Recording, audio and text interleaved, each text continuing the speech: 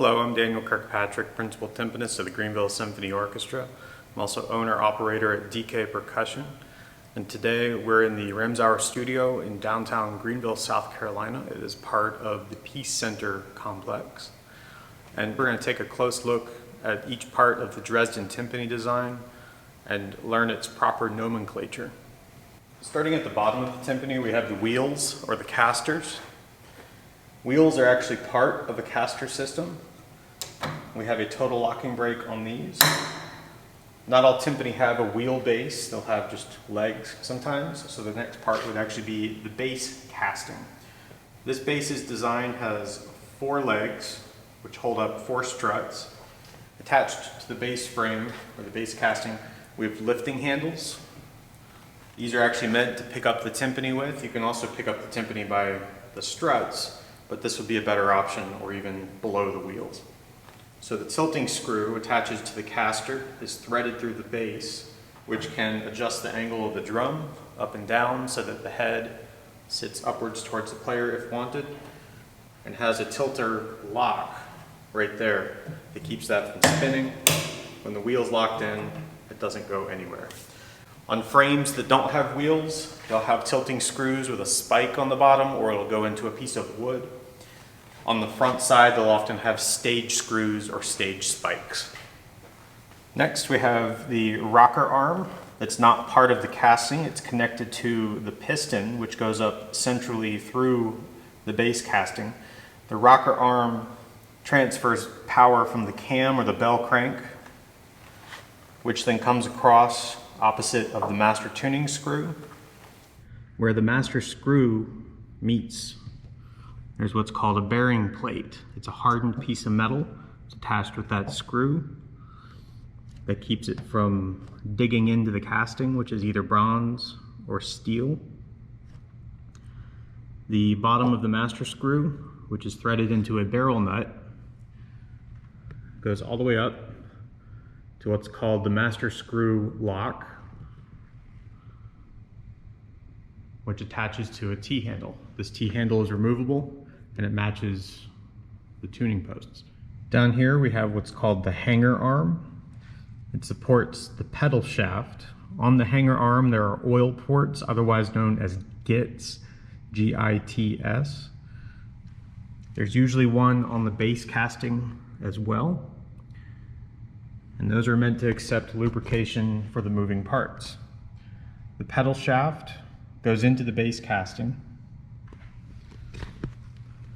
where it connects to the cam, which when rotated pushes down what's called the cam follower. A lot of timpanists also call this the bell crank. The transfer bars connect to a shaft opposite the pedal shaft, which includes the cam, which connects to the rocker arm. The transfer bars transfer the motion from the pedal directly across the casting or the frame to the cam on the other side. This is only true on instruments that have the master screw on the inside. The cam follower has bearings inside of a shaft, and when operated, it moves in a rotational fashion with the shaft, creating a vertical motion in the piston via the rocker arm. The piston connects to what's called the spider. The spider attaches to the central piston, which pulls the timpani head level when it's being operated by the pedal. On the pedal, we have the footboard. We have the kick plate, otherwise known as the heel plate or the kick lever, attaches to the paw, which then mates with the ratchet. The ratchet have teeth in them that connect and lock everything in so it won't go anywhere. There's a spring that pushes the paw into the ratchet. This is the fine tuner, so if I tune it,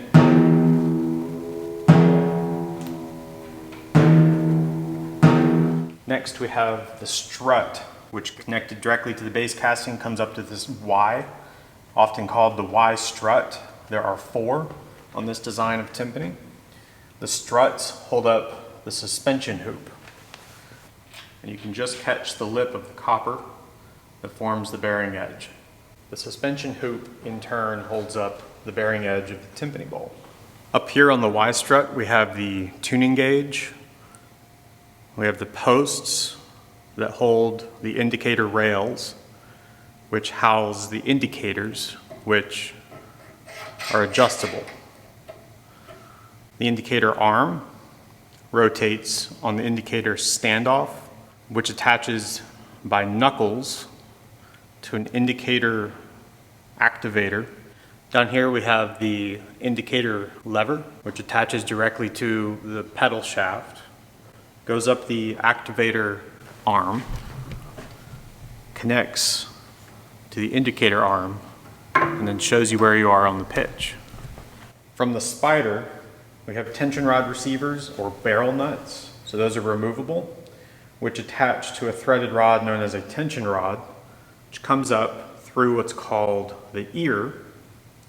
On top of that, we'll have a cap that's either a square or a hexagon. That goes through a bushing, which makes it easy to turn. So the ear attaches to the counterhoop. The counterhoop in turn goes over top of what's called the flesh hoop on the timpani. This is what's called an angle hoop because it's made out of 3/4 inch angle steel. This hoop, however, is just made out of 3/8 inch square stock. This is what's called a square hoop. But similar over there, we have square screw caps instead of hexagon caps. Go through the ears, through a bushing. And this is the flesh hoop. Aptly named the flesh hoop because when we had calfskin heads, this is what the flesh would wrap around. The counterhoop is what would pull that down. On the playing surface of the drum, we have the timpani head or the drum head. People will often refer to these 2 points right here, or all 8 points, as lugs. A lug comprises of a tension rod, an ear, and its location on the hoop. On the timpani head, we have the playing area, the bearing edge, the collar, which then meets the hoop. We also have the bowl on the timpani. I guess I should mention that. The bowls are usually made of copper and they fold over the suspension hoop. I hope you found this helpful and you'll be able to name the things on the timpani properly from now on. So if you ever need help repairing or replacing parts, you can communicate properly to let your machinist, me, or anybody else who works on timpani know what it is you're trying to fix. Thanks for watching. Hope to see you on the next one.